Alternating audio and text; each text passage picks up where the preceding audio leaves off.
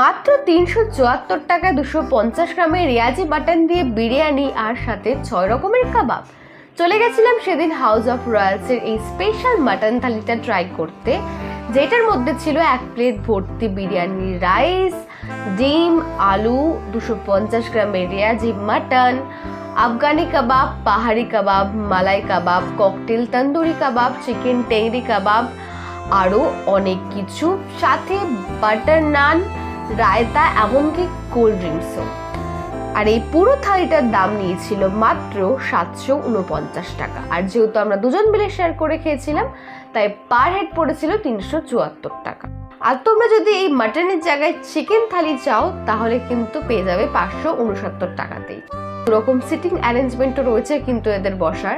Sector 1-এ তোমরা এই house of Royals পেয়ে যাবে। ভিডিও শেষে অ্যাড্রেস ডিটেলস দেওয়া রইল। দেখা হচ্ছে পরের ভিডিও।